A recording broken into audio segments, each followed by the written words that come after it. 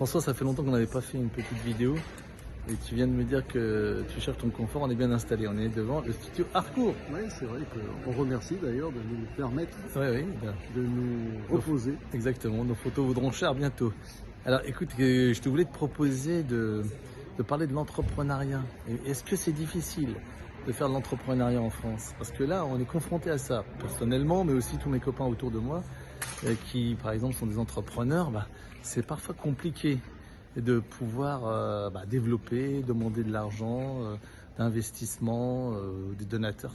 C'est beaucoup. Est-ce que c'est plus rare? C'est ça la question. Et ici, que dans les pays anglo-saxons, il y en a beaucoup qui vont dire oui, non. Je ne sais pas, je demande votre avis, parce que je fais l'expérience actuellement, tu le sais, avec le projet Grand Cœur. Il y a quelques mois à peine, on nous applaudissait, les soignants et tout. Et là, on a fait un projet qui est quand même porteur sur les soignants, aider à distance, faire du monitoring à distance, et qui s'appelle Grand Cœur d'ailleurs. Bon, on a du mal à trouver. On a du mal à trouver des investisseurs, même si on en a trouvé quelques-uns déjà, mais c'est quand même, à mon sens, un peu bizarre. Qu'est-ce que tu en penses et qu'est-ce que vous en pensez? Je pense qu'on peut déjà parler, puisque aussi bien toi, tu es quand même un entrepreneur en plus d'être médecin. Je ne sais pas si tu es plus médecin ou plus entrepreneur, mais entrepreneur, je pense que c'est un état d'esprit. Oui. Tu as déjà démontré que tu as entrepris dans de nombreux domaines. Pour ma part, je dis très souvent, je suis un entrepreneur et dans des domaines différents. Il était évident qu'entreprendre, c'est très sympathique, mais ça demande à la fois un état d'esprit hors norme, parce qu'il faut bosser, parce que ça demande de la persévérance, ça demande de la chance aussi pour arriver à saisir, à capter les opportunités. Et dans ton cas, dans le cas de Grand Cœur, où effectivement c'est une nécessité d'avoir des budgets importants, eh bien on s'aperçoit que c'est pas toujours aussi simple qu'on pourrait le penser. Mais même pour des budgets pas très importants, François. Alors que je dirais, le dossier Grand Cœur est absolument extraordinaire et va rendre service à tous les patients, va rendre service aux services médicaux, va rendre service à l'État, à la sécurité sociale. C'est un projet d'utilité publique. Alors peut-être qu'on ne s'exprime pas bien, peut-être qu'on ne présente pas bien. En tout cas, pour trouver des investisseurs, c'est pas simple.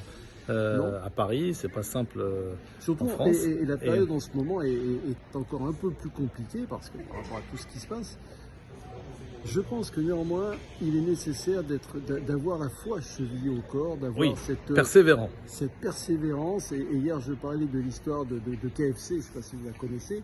Et KFC, c'est à partir de 65 ans qu'il a réussi. C'est pas qui fait quoi, hein, c'est KFC. KFC, c'est-à-dire la chaîne alimentaire de restauration.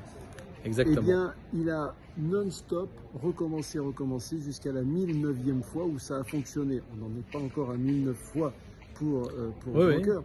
On dit la même chose de Steve Jobs, je crois que. Mais effectivement, tous ceux qui ont réussi ont demandé beaucoup d'intensité, beaucoup de ténacité. Oui. Mais le plus important, et je crois que là on est quand même bon. Oui. C'est nécessaire de le faire dans la joie. Exactement. Et ne lâchons rien. Non, en fait, ne lâchez rien. Et ça aide à faire passer tout ça. D'ailleurs, on vous invite à nous donner vos commentaires parce que c'est important. Vous êtes aussi des entrepreneurs, ceux qui nous regardent. Exactement, voilà. C'est aussi une question pour vous. Et comment justement améliorer tout ça? C'est bon, une clé, c'est de la persévérance, c'est vrai. Mais parfois ça fatigue et parfois ça démoralise quand même.